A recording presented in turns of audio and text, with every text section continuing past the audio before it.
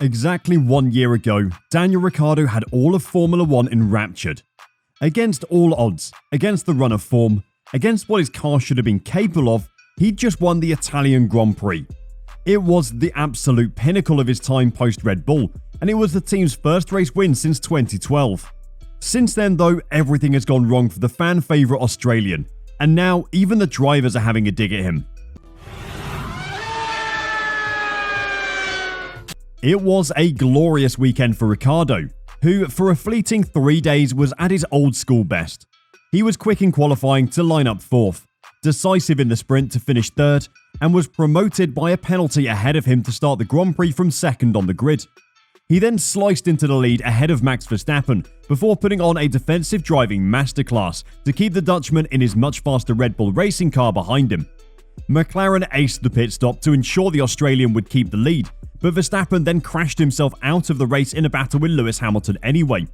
Only Lando Norris, now up to 2nd, stood as a possible threat, and the Briton intimated over team radio that he was faster and should be let through, requests to which the team rightly gave short shrift. But here we are, 12 months later, and that marvellous day in Monza is still the only highlight of Ricciardo's soon-to-end McLaren career. Indeed, the goodwill from that victory, McLaren's only win in 10 years now, wasn't enough to stop the team from sacking him less than 12 months later when his 2022 form nosedived. Rather than returning to the scene of his drought-breaking victory triumphant, the mood is notably more subdued as Formula 1 descends again on Monza. "I'm sure there'll be some weird feelings going back," Ricciardo said.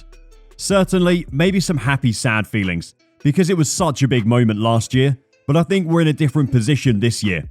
I'd love to say we'll be fighting for a podium, but I think we know the truth at the moment where we are." During his time in Formula 1, Daniel has become a fan favourite with his on-camera antics, such as interrupting other drivers' interviews, and obviously some incredible driving along the way.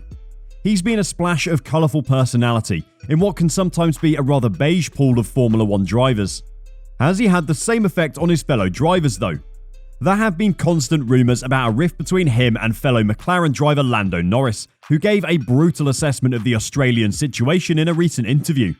When asked about the news Ricciardo was leaving the team during interviews following the Belgian GP, Lando had this to say: "I don't feel like you have to have sympathy for any driver, because they've not been able to do as good a job." The 22-year-old Briton added that he hated to say it. "People will probably hate me for saying it," Norris admitted. "I've just got to focus on my driving and my job," said Norris. "It's not my job to focus on someone else. I'm not a driver coach.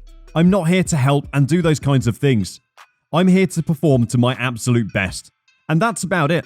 So it's difficult when people start to have an expectation that it's my job to also start doing these other things and helping and describing this and doing that, when that's not really the case.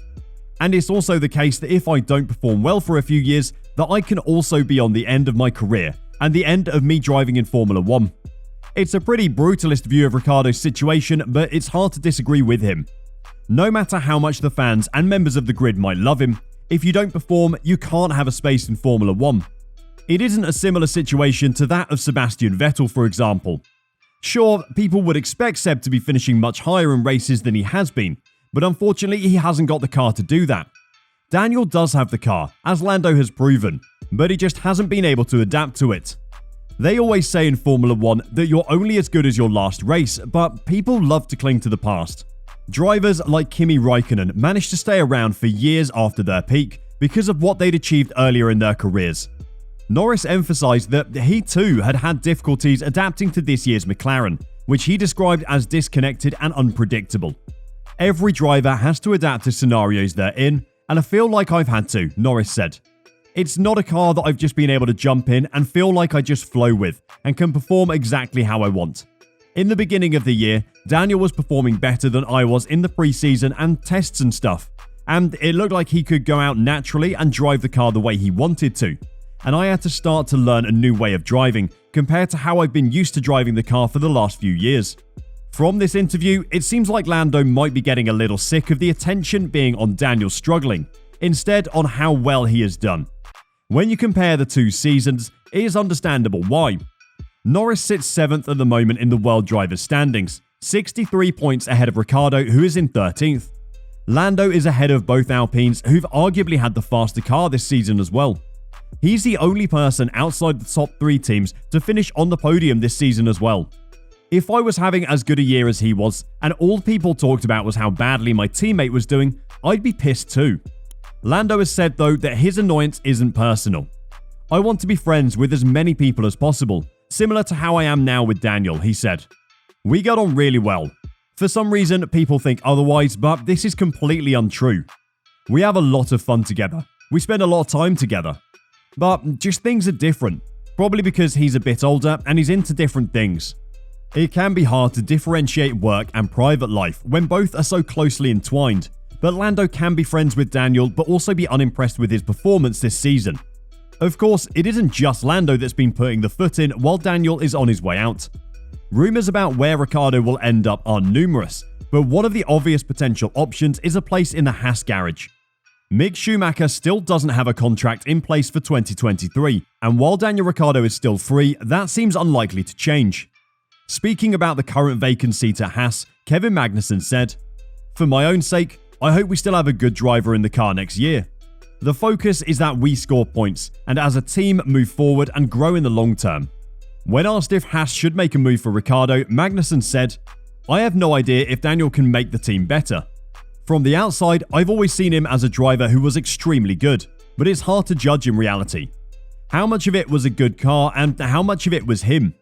But he raced against Max and did well, and I'm quite convinced that Max is as good as he looked," Magnussen smiled. "I'd also like to believe that if Max was put in a Haas, there would be things he couldn't do, at least to begin with." Daniel's time at Red Bull alongside Verstappen was extremely early in the Dutchman's career.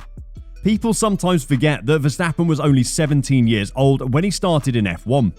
Daniel managed to just stay ahead of him for 2 years, but in their 3rd season together, Verstappen beat Ricciardo by 79 points.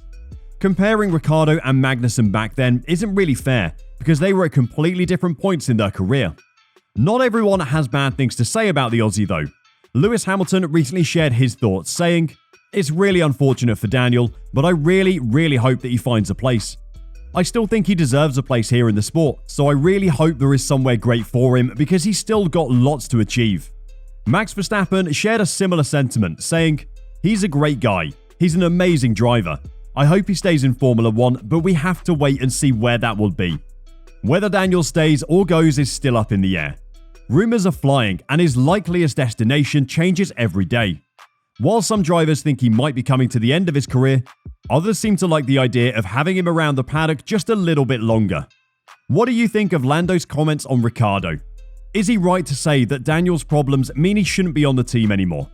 Let us know your thoughts in the comments, and until next time, drive safe and bye for now.